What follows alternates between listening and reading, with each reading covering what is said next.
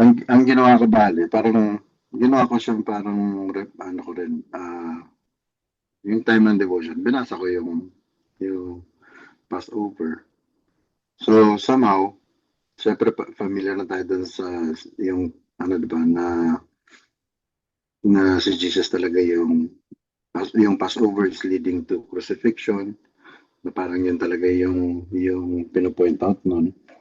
Um, Tapos nung tinitingnan ko yung Passover, na yun nga, sabi sa Leviticus, magsa-start siya on the 14th day of the first month.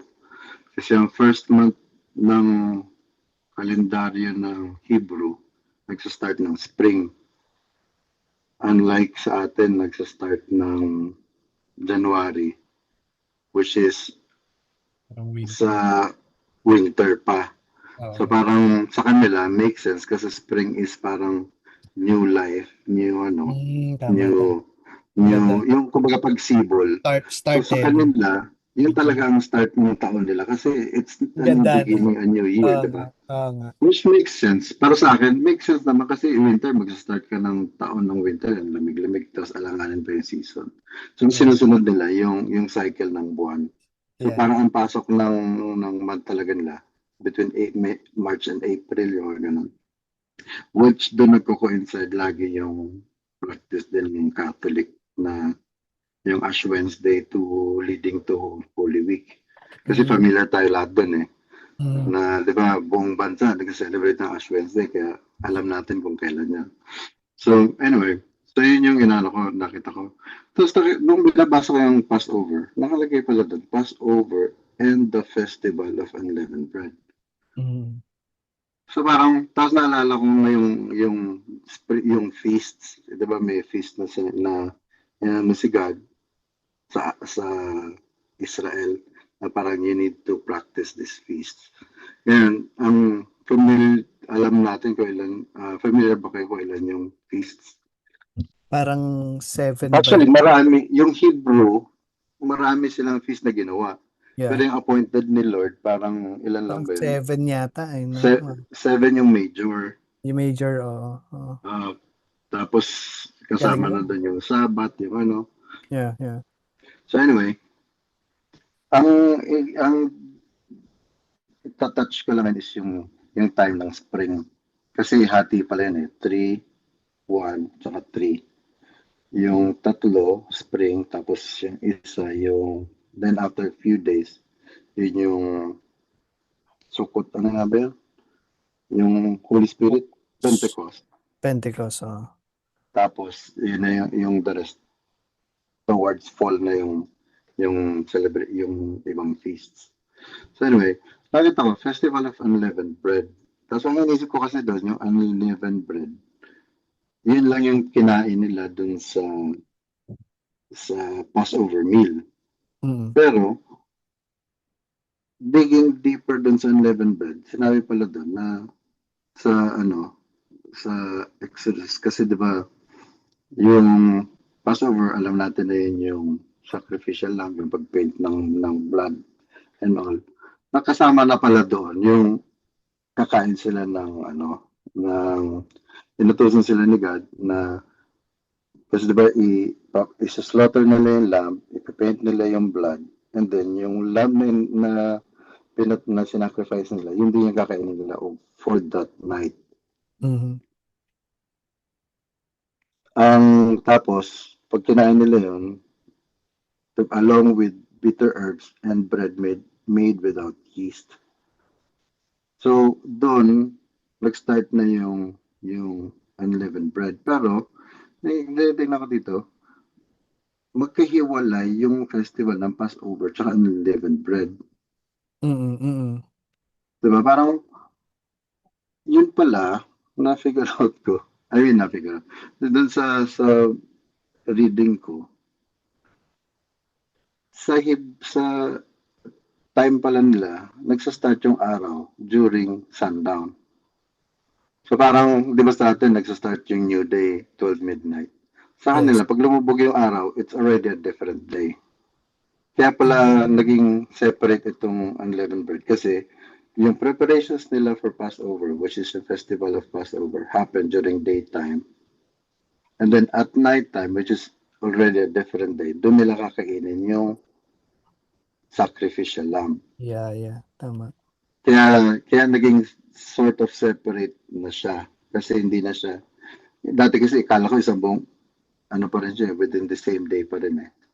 So anyway, yun yung ano is bread made without yeast. Tapos naisip ko bakit yung significance ng unleavened bread. Kasi ang sabi sa Exodus, sa verse 11 sa Exodus, na when they eat yung Passover meal, they have to eat it with their cloak tucked under your belt, your sandals on your feet, and your staff in your hand. Talo pa yung ano eh. Talo pa yung fast food eh. Kasi yung fast food, kahit paano, magtatanggal ka ng damit, magtatanggal ka ng jacket eh. So sa kanila, parang ready to eat talaga. Which is, kasi nga, nangyari lahat ito during the time ng plagues, di ba? Na yung nung magpapadala na yung angel, yung si Lord ng angel to kill everyone, every firstborn. Kaya alam ni God na when that happens, i-release sila ng Egypt. Tama ba, That's Paps, why, ang intindi ko? Yung sinasabi niyang eat it with your cloak tucked in your belt, your sandals on your feet. Parang ready to go. ready Kasi to sabi niya, go. eat it in In haste. Para hate, mabilisan mong kainin. Okay. yeah. Kasi alam ni God na pag namatay lahat ng firstborn, pag dumaan na yung angel of death at namatay lahat ng firstborn, alam niya na palalayasin na sila lahat. So dapat ready to go na kayo. Okay, Diba? Kasi parang anytime, Okay. pag namatay yun, hindi mo alam kung gaano kalakas yung emotions ni Pharaoh para lumayas kayo Dapat lahat ready dito. na kayo. Kaya dapat ready na kayo, hindi yung basta na lang. Okay. Diba? Kaya rin niya ginawa yung without yeast. Kasi, ewan ko kung ilan sa inyo ng pandemic na umabot sa paggawa ng sariling tinapay. Gumawa ba kayo ng tinapay ng pandemic? Sila rin. Ako kasi umabot din ako dun eh. Mm. Doon nag-umpisa ang aking passion sa tinapay eh. Anyway, pag naglagay ka rin kasi ng yeast, kailangan mo pa siyang paalsin for ilang Matagal. hours, which is sa atin, instant yeast pa yan. Sa kanila, kung yung regular na yeast, ang tagal mag-umalsa nun, parang minimum of 6 hours, 4 hours. So, kung magmamadali ka, hindi mo masaselebrate yung Passover meal kung may leaven yung kakainin mo. So, it makes sense. Okay yun, Diba? ngayon ko lang narinig yung ganyan Pero tama ka, it makes sense. Kasi dati, ang sinasabi nilang reason bakit daw unleavened, kasi raw, yung yeast is like sin na kapag ka dumapo sa bread, kahit konti lang ilagay mo, aalsa, no? Parang, pero it Yeah. makes sense, yung explanation mo, Ito parang tingin ko, based kasi on the tradition. kasi alam na nagad ko na Mabilisan. parang ginawa ni God itong concept na to kasi ito yung may intindihan ng tao. Kasi ito yung ginagawa nila eh. So parang pag sinabing bilisan mo, magmadali ka, Huwag ka ano na lang, nga huwag ka nagpaalsa, parang huwag ka ng palsa, di ba? Kainin mo na lang. Kung uminom ka ng kape, magkanda paso-paso ka sa kape, huwag mo nang palamigin kasi aalis na kayo. Yung ganun, diba? Tama. It makes sense. Think of mas tama nga yun. Diba? Pero, ang galing ni God kasi yung everyday routine ng tao, nagamit niya for His purpose. Yeah. For a bigger picture. Tapos, ang nakalagay nga sa Leviticus, diba? Yung every year, magsa-celebrate sila ng Passover. Sabi sa Leviticus chapter 23 verse 5, the Passover begins at twilight on the 14th day of the first month. So, ibig sabihin, kung yung first month nila is yung spring, on the 14th day of that, magsa-celebrate sila ng Passover. And then, on the 15th day, which is the next day, yung susunod na kinagabihan, is the month of the festival of unleavened bread. And Mm. it will last for 7 days. Yeah. And you must eat bread made without yeast. So para after nung nangyari ito, ginamit ni Lord na maging picture ito for the generations to come. Yes, yes, yes. Diba? Which is Yes. parang, doon na yung, kaya akala, ang iniisip ko nun yung unleavened bread, yun na rin yung kinakain nila lang pag sa Passover meal. Kasi diba, yun na yung naging ano ng communion na pagkakain ka ng bread, dapat walang yeast of any Oo. kind. Oo. Pag every time, until ngayon, nagsa-celebrate tayo ng communion. Oo. Yung breaking the bread, yung bread dapat wala pa rin yeast, diba? Oo. Which is parang, tapos na yun, nangyari na yun sa Egypt, diba? Mm. So parang ano pa rin yung significance nun after the fact na mangyari yun, which is, yun na yung sinasabi mo na ano, kasi yung leaven or yung yeast is considered as impurity sa Bible. Not just sin, pero as an impurity. Kasi yung difference, para sa akin, yung difference ng sin sa impurity, yung sin, i-commit mo na, or you already committed to be sinful or to be considered sin. Yeah. Somehow, nandun na yung sort of act, either thought or something. Pero yung yeast is just, ano lang siya, what you call this, kumbaga, yung idea pa lang yon yung yeast. It's just an impurity. Mhm. So, kumbaga kasi pag naglagay ka ng yeast sa isang tinapay, hindi mo pa makikita yun until later on Yeah. until it becomes sin. So, Parang Pops, parang yung yeast itself is not sin. Pero pag nilagay mo na siya sa bread, makikita mo na yung effect niya. Parang ganun na. kung sa porn, kung sa last, Oo. yung yeast is yung video. Pag Diba? pinanood mo, Pag pinanood mo na, doon ka na magbibuild ng last, doon ka na lalaki yung yes, yes, yes, desire mo, yes. di ba? Yes, So, yes. so yung yeast is the impurity.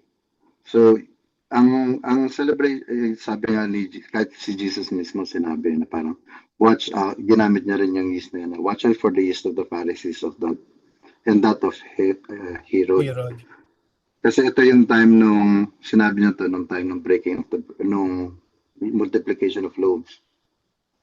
After ng multiplication of loaves, challenge siya ng Pharisees nang hingi sa kanya ng sign na if you're the Son of God, give us a sign. So parang hindi naman kumbaga yung ginagawa ng mga Pharisees is nagsisid sila ng doubt kay Jesus. Kasi marami na siyang followers kaya nga siya nag-multiplication of loaves kasi thousands yung nag-follow sa kanya, diba? So ang ginagawa ng Pharisees, parang sige nga, kung totoo ka nga, nagpa-follow na sa kanya yung 5,000, yung 4,000. Nagpa-follow na sa kanya. So parang nagsisid pa sila tuloy ng duda about kay Jesus na totoo ka ba? Ikaw ba talaga yung Son of God? Sige nga, magbigay ka nga ng sign. So yung ginagawa ng Pharisees is like yeast na nagpa-plant ng doubt or impurity dun sa followers ni Jesus. Sinabi niya rin yun sa Matthew na parang, which is the same thing kasi diba parang pattern lang naman yung Matthew and Mark na gospel. Tapos yun nga, sinabi sa Galatians na a little yeast works through the whole batch of dough. So parang yung small idea na yun that Jesus might be a fraud, pwede na maglinger yun sa'yo until kunwari, yun ang sinabi yun na Jesus is fraud. Nung sinabi niyang, you must eat my flesh. Anong ginawa ng yung mga nagka-follow sa kanya, di ba? They turned around and left him. So parang yun nandun na yun, na parang, paano mangyayari? Hindi nila nakuha yung concept. Kahit nagpa-follow, although they're following Jesus, nawala sila dun sa context. And then they decided not to follow anymore. So parang a little yeast works through the whole batch of dough. So ganun ka-effective yung yeast, which is, yun nga, kahit na kung nagbe-bake kayo ng tinapay, isang kutsarita lang ng yeast ang kailangan mo for one batch ng binibake mo na tinapay. So parang, ang ganda ng picture na ginamit ni God since nung time ng Exodus to show na a small thing can lead to bigger things. Can lead one small impurity can lead to destruction of the whole of your body. Diba? So parang inaano ko nun yung unleavened bread na parang ano yung role nun sa New Testament kasi diba everything leads to Jesus. Everything points to the cross sa Bible. So parang ano significance ng unleavened bread kay Jesus? Which is sinabi ni John sa chapter 1 verse 29 na nung the time of Jesus' baptism, sinabi ni John na, look, the Lamb of God that takes away the sin of the world. Yeah. So parang doon pa lang sa baptism, pinoprophesy na ni John na si Jesus would take away the sins of the world. Ganun din yung sinabi sa Isaiah before even dumating si Jesus, diba? Na he will be pierced for transgressions, crushed for iniquities, and punishment that brought us peace. By the wounds we are healed. So parang, so ang yung Passover is yung crucifixion ni Jesus. Yun yung pinaka picture nun, diba? So yung unleavened bread happened the day after nung Passover. So, yung Passover, sineselebrate nila yon, di ba umaga magsuslaughter sila ng sacrificial lamb. And then, kinagabihan, yun na yung Feast of Unleavened Bread. So kung yung yung crucifixion is the Passover kasi doon yung sacrificial sacrificial lamb. Yung the night time when Jesus was taken down to the cross and placed on the tomb. Kasi gagabi na yun eh. Kaya kinuha ni Joseph of Arimathea yung body, bawal diba? kasi, bawal abutan ng gabi, di ba? Bawal abutan ng gabi kasi pag inabutan ka ng gabi, next day na yun. Next day Which na is yun. preparation day na. Yes, yes. Preparation day na nila. So hindi Oo. na sila pwede magtrabaho, hindi na sila pwede Yeah. Kasi nung itong Feast of Unleavened Bread pala, ang ano rin ito, mandate sa kanila is 7 days. It will last for 7 days. On the first day, you're not supposed to work. And on the Parang 7th day. Sabbath. So, day 1 tsaka day 7, hindi sila pwede mag-work except to make bread to eat. Yeah. So, nung time na yun, na preparation day na sinasabi, na si Jesus, nung namatay si Jesus, sabi ni John, sa Gospel of John, they asked for Jesus' body to be taken down. And kasi, mag-preparation day na for Sabbath. Yeah. Which is, ito, kino-consider din nila na Sabbath yung day 1 tsaka day 7 eh. Kasi hindi ka pwede mag-work eh. So, kung preparation day,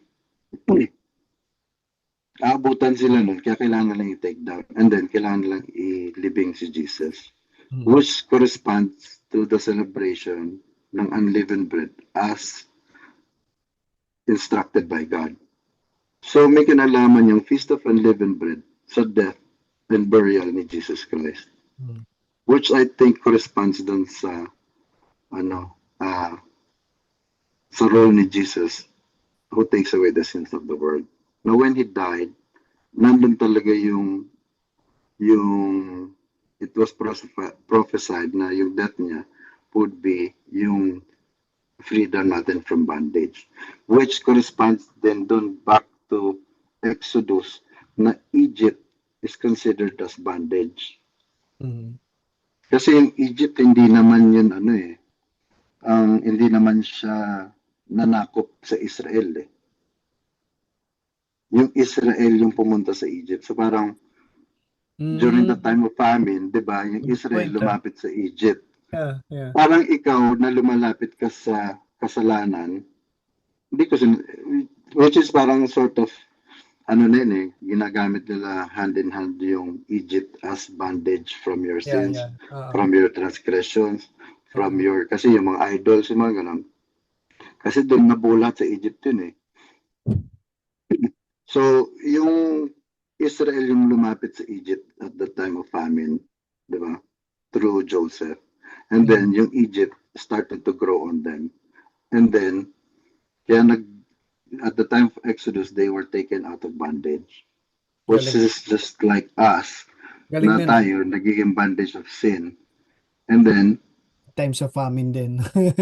oo, totoo naman, di ba? Ah, Kumakapit tayo sa patalim usually pag yeah, yeah, yeah. nagigipit ka Paghirap eh. na.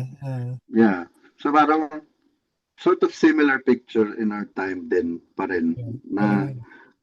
yung si Jesus, when he died, yung time na yon, time of unleavened bread, is the time he took away our sins then. And when he cleaned us out, he cleaned us from the inside, not from the outside. Yeah. Kasi yung utos sa Feast of Unleavened Bread, day before mag-start yung unleavened bread, lahat ng residents ng Israel, kailangan nilang tanggalin lahat ng product sa bahay nila na may yeast. Mm. So hindi lang sa hindi ka gagawa ng bread na may yeast. Kung meron kang nakatago na something na may yeast, kailangan mong itapon. So kung meron kang beer sa bahay, itatapon mo 'yun. Kung meron ka pang, 'di Oo ba? nga, 'no. Hindi lang hindi lang ganun yung Oo nga, 'no. purity na gusto ni God. Na parang Yeah. lahat lahat ng products, hindi lang yung from Tama, this day on, hindi ka nagagawa. tama. Hindi eh. I-clean mo yung bahay mo from the inside, get rid of everything. And then,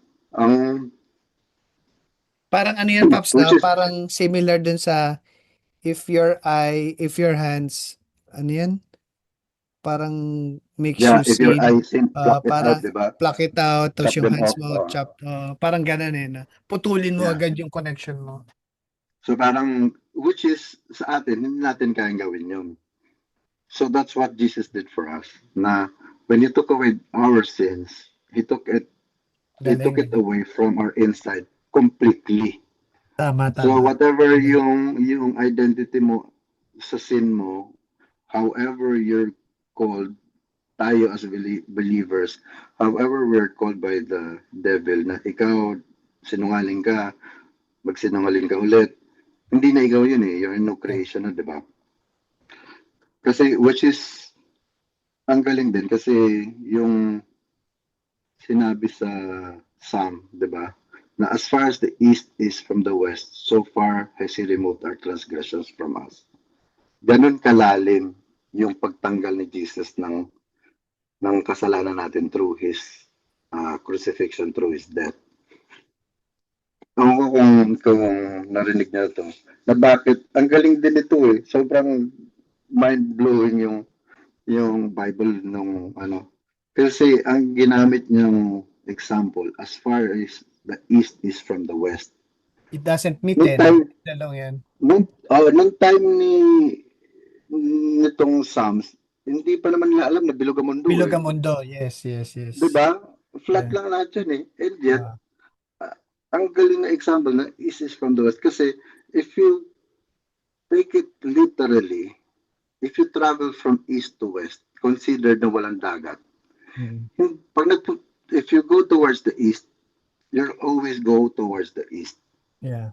If you go north, May pagdating mo pole ng eh. North Pole or South Pole, May pole hindi eh. ka na going north. Going Yes, may south ka na pole eh. ulit, di ba? Pero ang east and west walang pole eh. Ang reason is, wala. Correct, So correct. kahit na ilang Infinite beses ka yan. umikot ng mundo, Yes.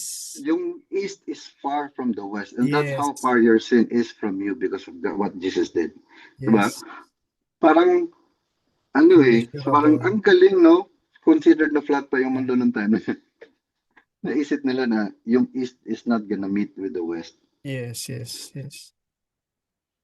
So, sinabi ni rin ni Paul sa Corinthians na to get rid of the old system so that you may be a new unleavened batch. And for as you really are. So, ito yung sinasabi ko na parang when you become a believer at alam mo na enough na yung ginawa ni Jesus for you dun sa cross, you're already a new unleavened batch. Kasi wala ka na yung sin eh. Kahit kasi tayo, di ba, ako guilty rin ako dito na parang kahit na sinasabi ni, kahit na alam ko na sufficient na yung ginawa ni Jesus for me sa cross to get me to heaven. Sometimes, pag nagpo-fall ako sa sin, pinararamdam pa rin sa akin yan na makasalanan ka eh. So parang dinedetach pa rin ako ng ginagamit pa rin yan na panlaban sa akin ng devil na hindi pa rin ako worthy kasi makasalanan ka pa rin. So parang parang binubuyo yung utak ko na binabalik ka dun sa kasalanan, makasalanan ka eh. Pero, yun nga, if you believe that Jesus is enough, yun yung sinasabi ko sa devil every time. Parang hindi na ako yung dating kasalanan kasi nga, I'm a new creation. Tulad ng sinabi sa Corinthians na I'm the new unleavened batch. Na kahit na yung grace ni God for me is present every day. So whatever He saved me from yesterday still works for me today and tomorrow. So ganun yung grace ni Jesus para sa atin. So sabi rin dito ni Paul na parang, therefore let us keep the festival, yung unleavened bread, not with the old bread, leavened with malice and wickedness, but with unleavened bread of sincerity and truth. So parang it's not hindi dahil sa na-fulfill na Jesus yung festival, Feast of Unleavened Bread, na kakalimutan na natin. Pero pa rin yun eh, na parang let's still continue. Kasi when we do it, we sort of somehow purify ourselves. Parang yung sinabi sa Exodus na pag tinanggal mo lahat ng sin for the next 7 days, hindi ka rin kakain ng anything with leaven. So you have to keep yourself, aside from cleaning yourself out to be pure, you also need to do your part to be pure for the next 7 days. Diba? So parang nung ginawa kang pure ni Jesus during His death, it doesn't mean na tapos na pure ka na all throughout. You have to keep yourself pure still for the next 7 days. Eh bakit 7 days lang? Diba? Bakit 7 days? Bakit? So after one week Completeness yata ang 7 eh. Yes. So kasi parang ang dating kasi parang after 1 week pwede na ako ulit magkasala, parang ganun. Diba? Kasi pwede ka na kumain ulit ng leavened bread. 1 week lang pero pala. 1 week lang pala eh. Pero ang significance is yung 7 is your completeness. Yeah. So it's meaning you have to purify yourself completely. Yun. Hindi lang completely for 7 days. Kasi for 7 days, 7 days means when He finished yung creation in 7 days, diba? So in 7 days, your entirety. So hanggang makomplete ka sa mundo, keep yourself pure, keep yourself unleavened. Same yun, Pop, sa forgiveness, diba? Forgive them not just 7 times, but 70 times 7. So, kompleto, di ba? Forgive mo completely. Di ba? Parang ganun. Yeah. So, how do you keep yourself unleavened for the rest? Until completeness ng buhay mo is through sincerity and truth. Ngayon, meron din ako na-encounter nung Holy Week na parang, how do you know na enough na yung ginawa ni Jesus for you? Na when God saved you, how would you know na bayad na yung kasalanan mo? Sabi. Tapos nagbigay siya ng example. Kunwari, may somebody na nakulong dahil sa kasalanan nila. Kailan mo masasabi na pinagbayaran na nila yung kasalanan? Pag nakalaya na. So, all throughout na nakakulong sila, hindi pa sila bayad Hindi sa pa siya bayad. kasalanan. Yeah, ang Hindi pa. ganda. Which Mm. is points to our resurrection.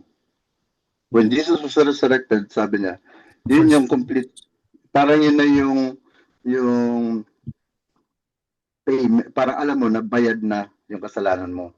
Kasi Yeah. Jesus broke the bondage na when He came back to life.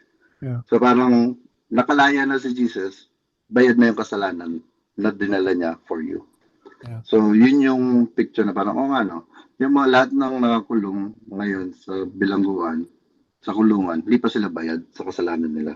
Pag nakalaya sila sa kulungan, doon mo masasabi na bayad na, nabayaran na nila yung kasalanan. Which the same thing, nung Easter Sunday, lumabas naman ito yung first fruits. Na parang, ha?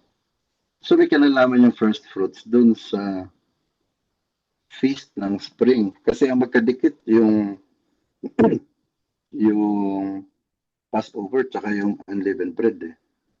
Tapos unleavened bread will last for 7 days. Pero, yung first fruits, tinignan ko naman itong first fruits. Paano pumasok yung first fruits? Dun sa, sa Easter. Sabi sa Leviticus, yung Feast of the First Fruits is, when you enter the land, which is yun na yung, pag nakapasok na sila sa land flowing with milk and honey. Mm-hmm. When you enter the land, I'm going to give you, and the land I'm going to give you, and you reap its harvest. Bring to the priest a sheaf of the first grain you harvest. He is to wave the sheaf before the Lord, so it will be accepted on your behalf. The priest is to wave it on the day after Sabbath.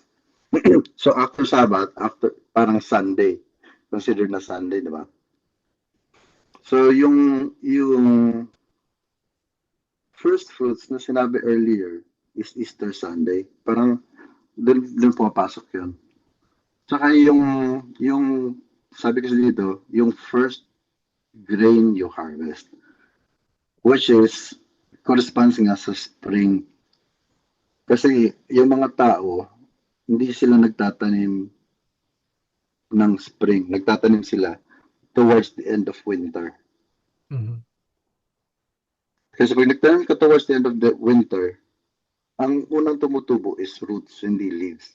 So Tama. kahit na Hindi may snow, sisirain kahit ng na winter. malamig, Hindi na sisira.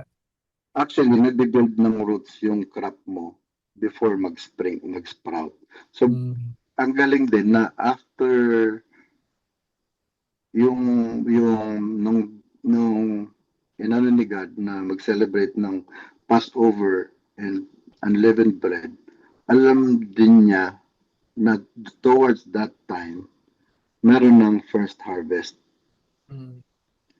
Which corresponds dun sa time ng first fruits. First fruit. Yeah. So ang valid sa celebration ng Spring Feast, nag-overlap yung unleavened bread and first fruits. So yung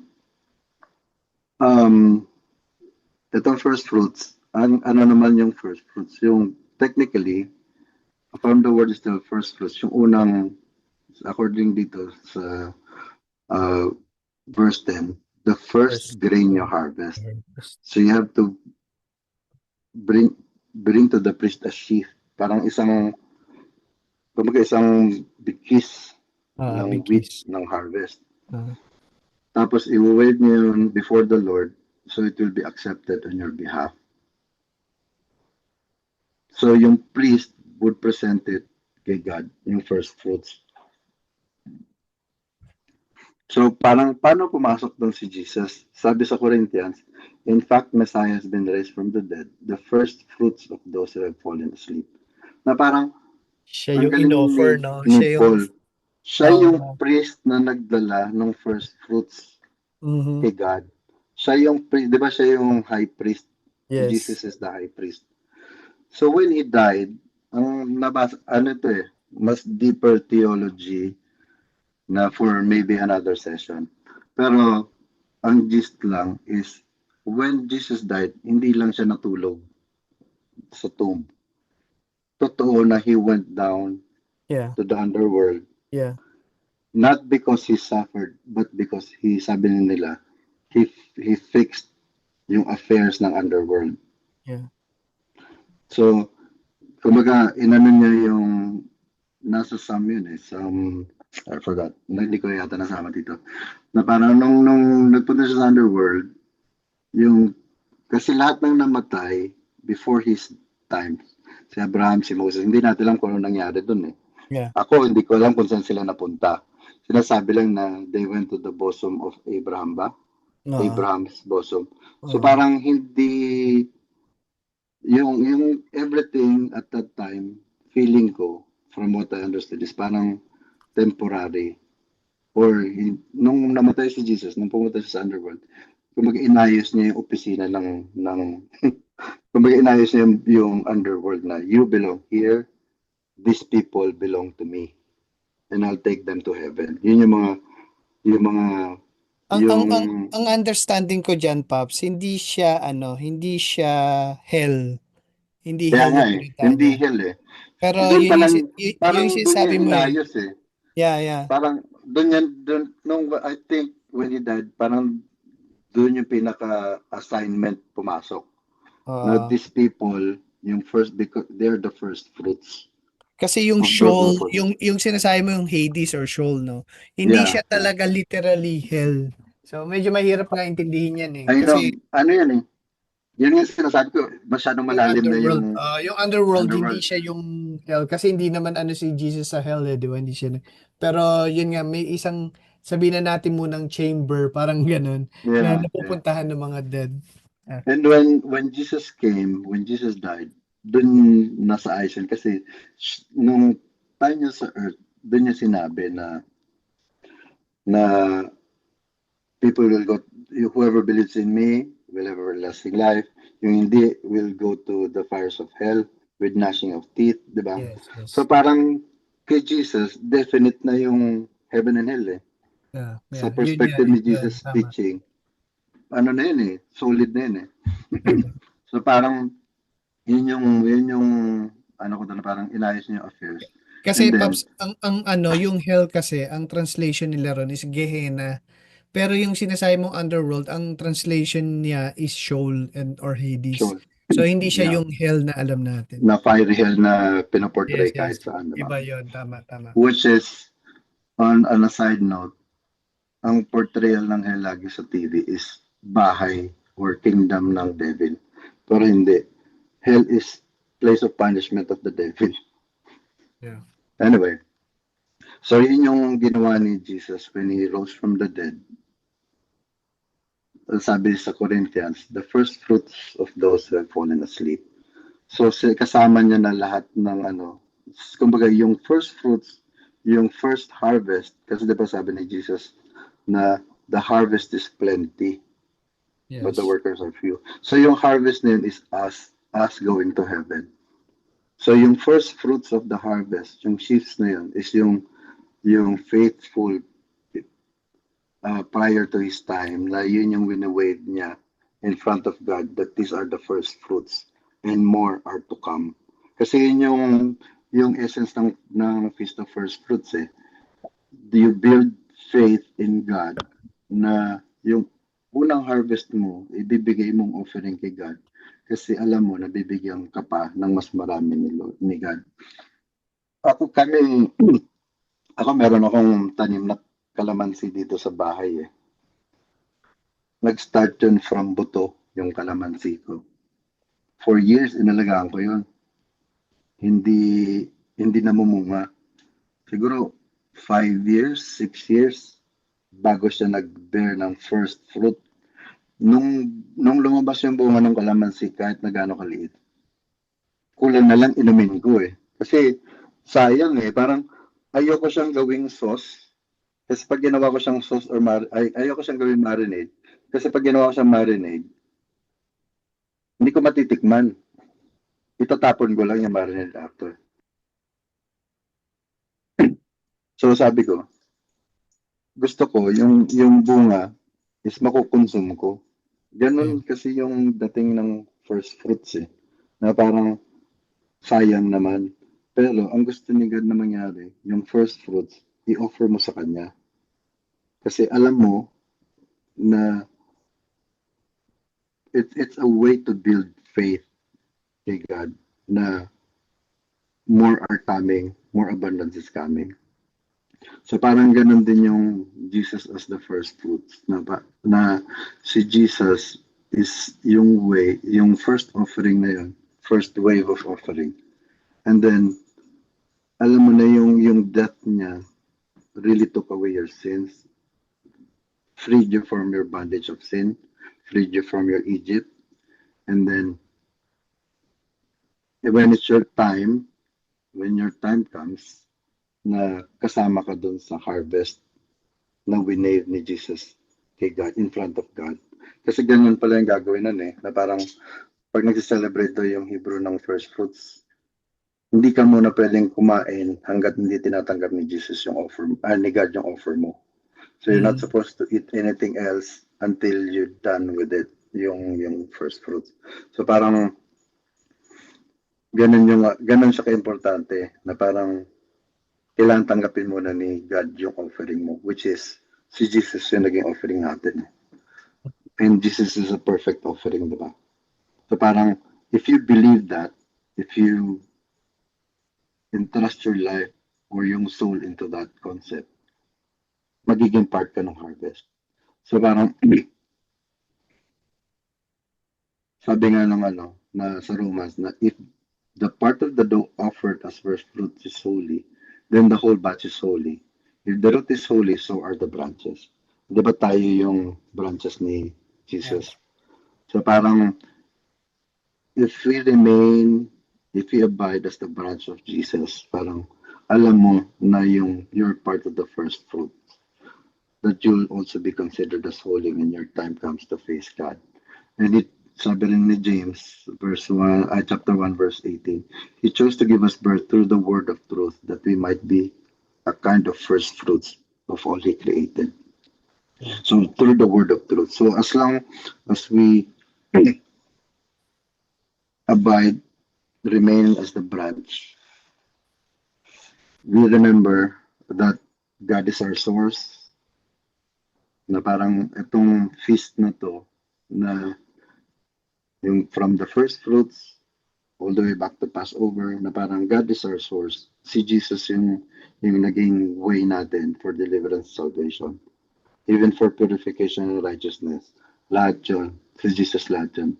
Wala tayong kinalaman doon. All we need to do is to live that next 7 days of our lives. Yeah. And we know na harvest is coming. Kasi first fruits pa lang yung natapos Yes. Na si Jesus will come again. So, from yung 7 days na yun is na sinasabi sa unleavened bread is all the way up to pagdating ni Jesus ulit. So either you reach it or you don't. Yun yung 7 days. It's either you get completed before the coming of Jesus or kung dumating na si Jesus bukas, then we need to make sure na we remain as Jesus branch, as part of that, and we remain in God's faith.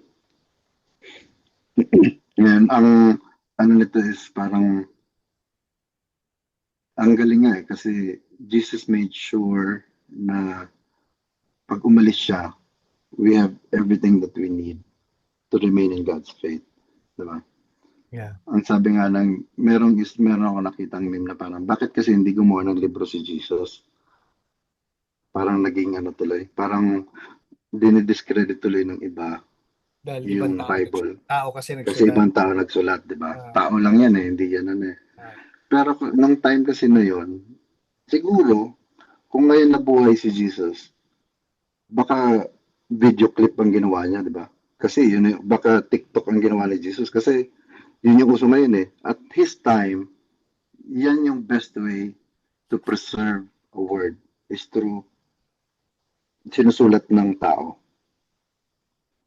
Through the Pharisees, through the scribes, di ba, na isalin yung Old Testament from Moses all the way to Jesus' time. Effective yun Kasi naglast yung nila through that practice And that's what Jesus did.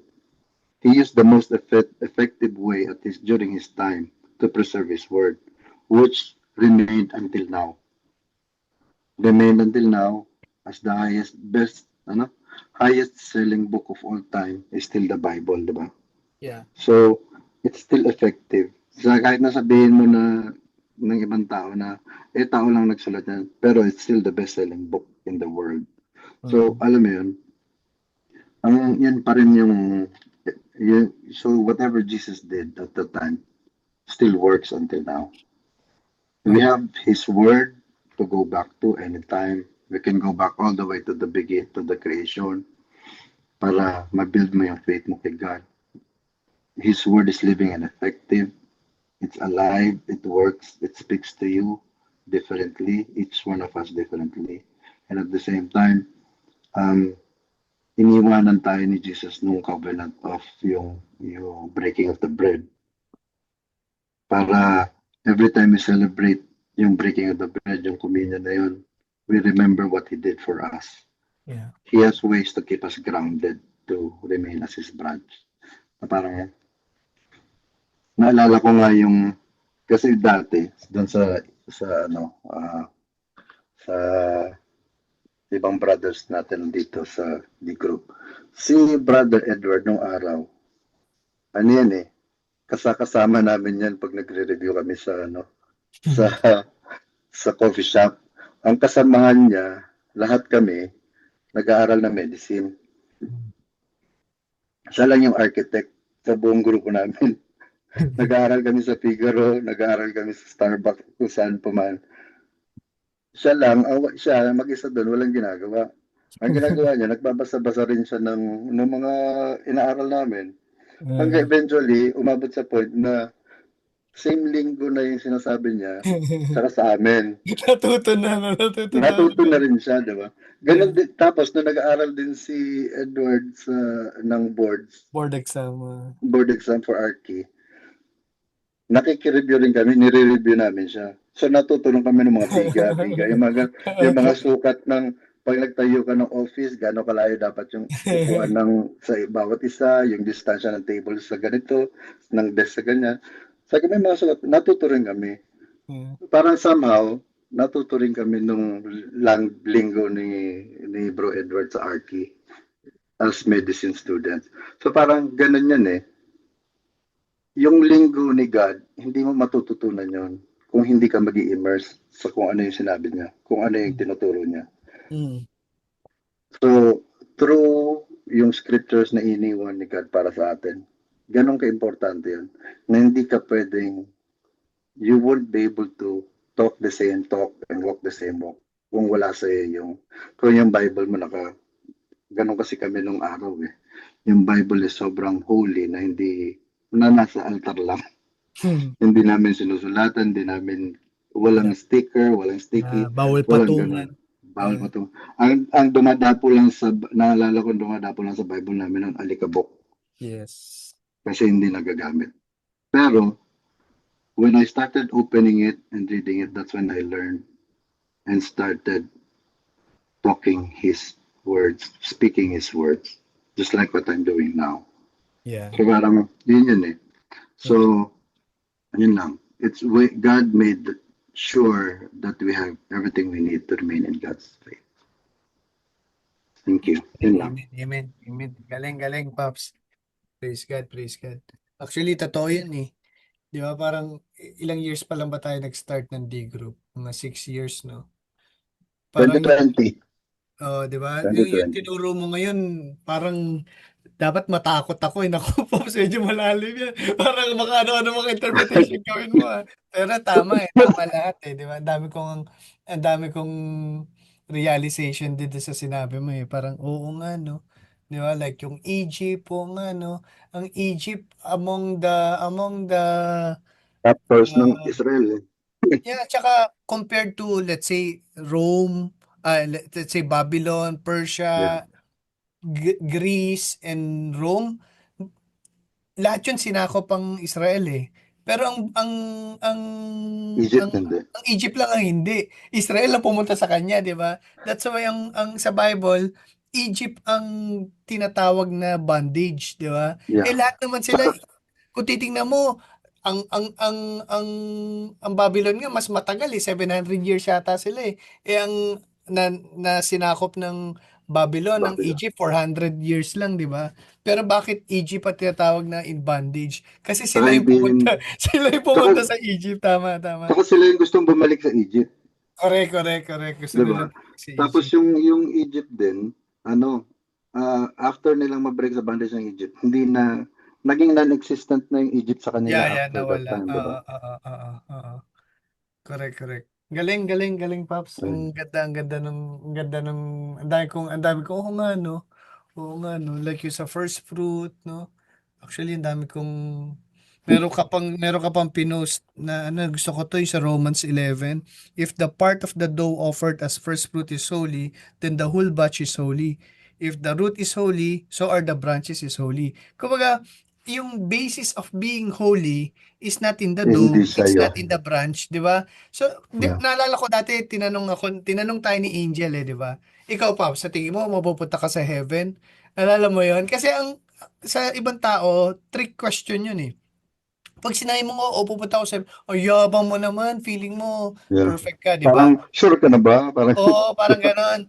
Pero naalala mo yung sagot ko ron, yes, Paps, oo, tingin ko. Pero hindi dahil sa nagawa ko, pero dahil sa nagawa ni Jesus, di ba? yeah. Yun yung point nito eh, di ba? Yung holy yung dough, ay yung holy yung dough, hindi dahil sa kanya, pero dahil dun sa, ay yung batch, hindi dahil sa kanya, pero dahil sa dough. Holy yung branch, hindi dahil sa kanya, pero dahil sa root. It's all because of Jesus, di ba? So, hindi pagiging mayabang yung may isip mo na that you are already saved. Kung naiintindihan mo talaga kung ano yung ginawa ni Jesus sa buhay mo, may assurance talaga of salvation.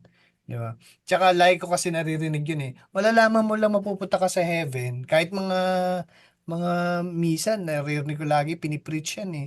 Na malalaman mo lang mapupunta ka sa heaven pag namatay ka na, pag nandun ka na. Mga pare sinasabi yan sa mama ko pag nagkumakain kami, naririnig ko yan. Pero ang totoo noon, hindi. Kasi ang sabi ng Bible, ang eternal life is not heaven.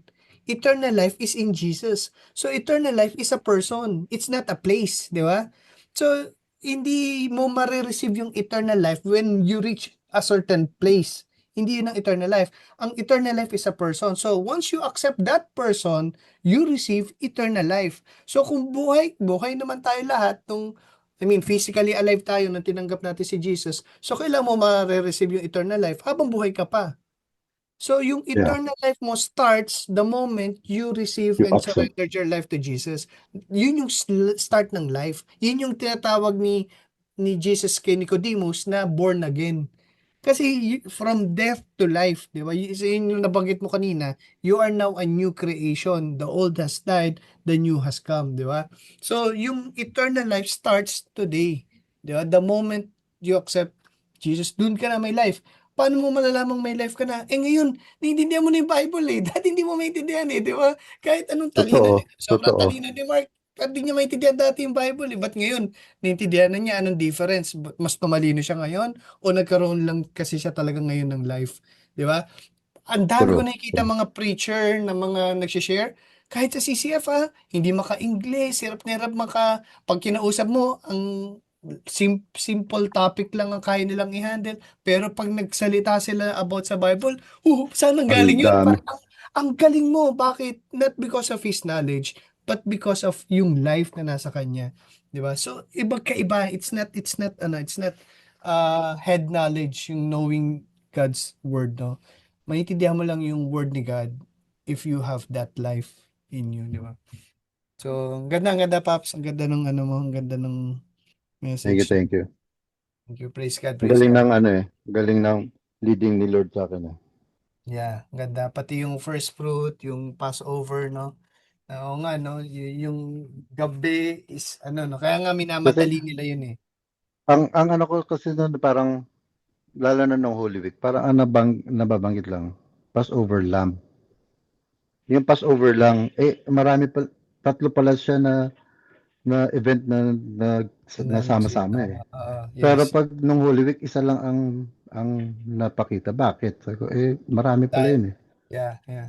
Na, Tsaka yung parang nanineglect na. So half na lang yung one-third na lang ang nalalaman mo dahil doon sa pag sinasabi nilang dahil si Good Friday, Passover lang ang sinasabi. Wala na yung leavened bread, wala na yung first fruits. Hindi tama, nakasama. tama. Tsaka yung first fruit, no, sabi mo nga, actually, isang buong topic yung first fruit eh. Alam mo yung Totoo. nung namatay si Jesus, no, when he said, ano yan, when he cried out and said, ano, it is finished, parang ganun, di ba? Ano, and he gave up his spirit, di ba? Sabi, di ba, biglang nahati daw yung curtain into two sa temple. And then, anong sabi sa Bible? Yung mga dead, dead Yeah, saints, di ba? yung All rised came up. back to life. Oo. Di ba? Parang, Oo. grabe yung picture na yan, ha? Parang, yun eh, di ba? Parang, kumbaga, it's a picture Meron of talaga resurrection. tayo yun eh, di ba? Kumbaga Yeah. tayo yun eh, na nung si Jesus nabuhay, nung namatay siya, nabayaran agad, automatic nabayaran yung we are redeemed, di ba? Parang may redemption agad na nangyari. So yung mga dead, ang tawag nga ng Bible, the holy eh, the saints eh, Oo. nabuhay sila, di ba?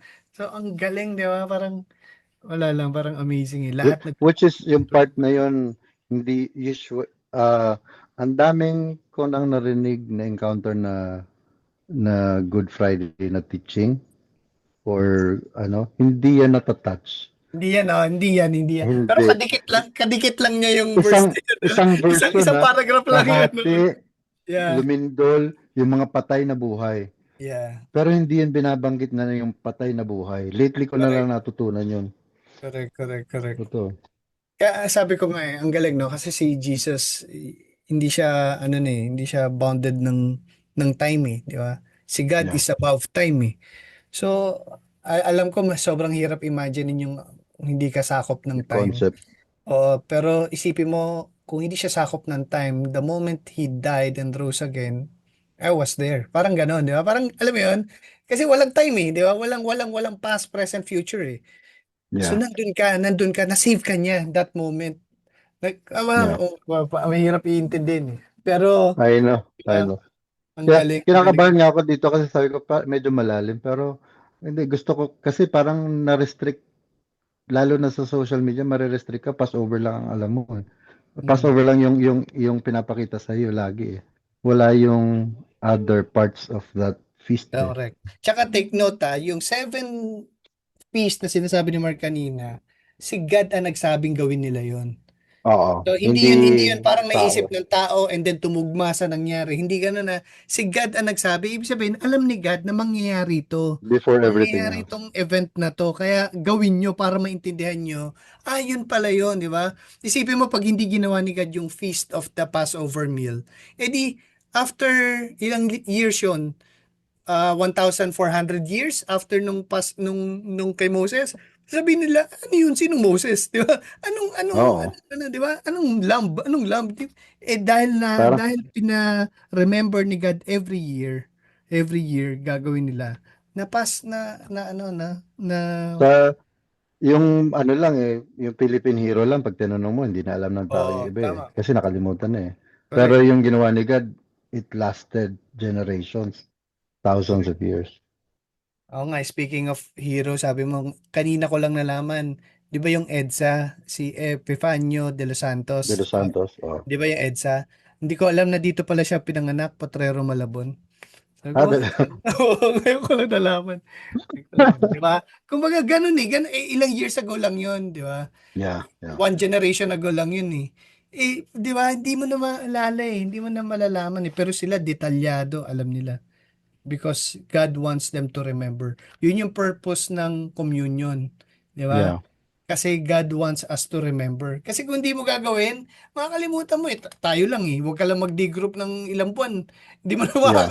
hindi mo na alam Kaya, eh.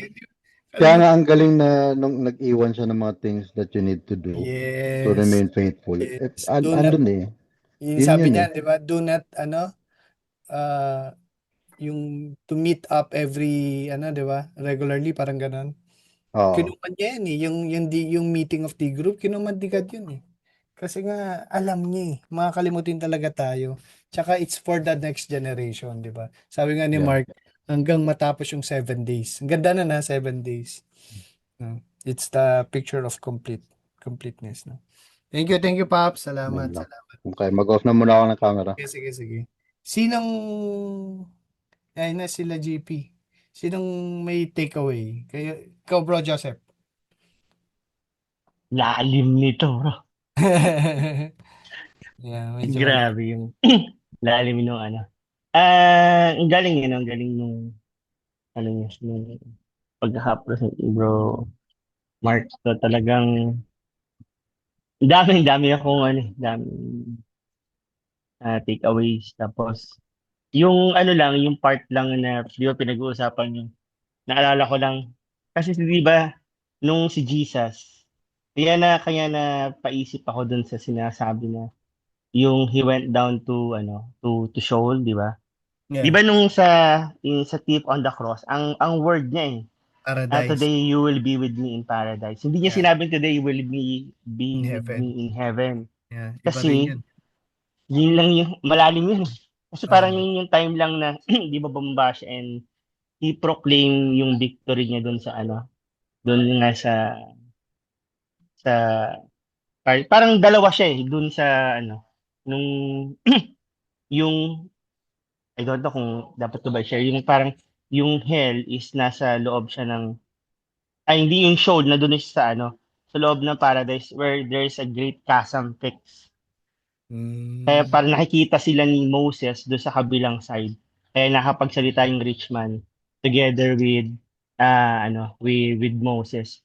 Tapos mm, yun yung yun yung pinaka ano niya, context niya and then yung tama yung first fruits na ano ni Jesus is siya talaga yung ano first fruits. yes, Tapos yes. na-connect ko lang din bro kasi nung nakikinig ako at nagbabasa dun sa Genesis, 'di ba yung time na si ano Cain and Abel, 'di ba si Cain yung nagbigay nung ano yung harvest niya from the ground. Mm, mm, Sabi ko, oo nga no, hindi tinanggap ni God John kasi 'di ba ang analogy ng ibang mga preacher is dahil ano siya, ah parang works mo siya works of your hands eh. So kumbaga, ang may part dun sa Genesis na sinabi, curse is the ground. So mm, hindi tatanggap si God ng anything that is cursed na kahit pinaghirapan mo pa siya. Kaya mm, yung inaccept niya lang 'di ba yung offering ni ano ni Abel. Sabi ko ang galing nung na-connect ko lang sabi ko ang mm, galing nung ano kaya sabi ko talagang importante yung ganitong Bible study natin bro mm. kasi maraming maraming takeaways din tayo na nakukuha dun sa which is ano parang deep theology Yeah, medyo ginawa malalim nga eh. Tama, ni tama. Romark eh. Sabi Tama. ko pero sobrang blessing kasi nga yung wisdom behind it is talagang na-magnify kung ano ba yung mga details na maliliit na binabanggit ni God sa word niya. Kaya di ba yung sinabi, not even yung titles dun sa word ni God will pass away. Sabi ko Yes. yung ganong kaliit na details pala. Yeah. So kung ba kagaya Mm, yung binabanggit ni Bro Mark, di ba? Hindi ko rin alam yun eh. Sabi ko, nakikinig na ako ng mga preaching tapos nagbabasa din. Pero yung binigay niya na insight kanina, iba din eh. So, sabi ko, oo nga no. Ang galing talaga no. Kaya sabi ko, parang sabi ko, thank you Lord kasi may aral na ganito na nagdi-deepen talaga yung yes, yes. study about God and parang the more that I realize na I will take God for His word kung ano yung sinabi niya. Yun yung talagang panghahawakan mo kasi yun yung promise na nagkikip sa atin eh. Mm, mm, mm. No? Kasi yung mga binanggit niya, kaya pag sinabi niya, wag mong gawin to kasi alam niya yung design natin. Yan yung binanggit mo nga bro na do not neglect meeting as if the habit of some. Yun. Do Di ba? not neglect. Tama, tama, tama. Kasi Meeting. talagang tama yun eh. Admittedly, talagang Makakalimutin tayo eh. sobrang forgetful talaga. Tama. Kaya, kaya sinasabi niya yung Bible, i-meditate mo day and night. Sabi ko, oo nga no, dati kasi nung nagtatry din ako magbasa ng Bible, nung pinipilit mo siyang parang alamin by your own knowledge. Yeah. Pero talagang hindi yan eh. Hindi aabot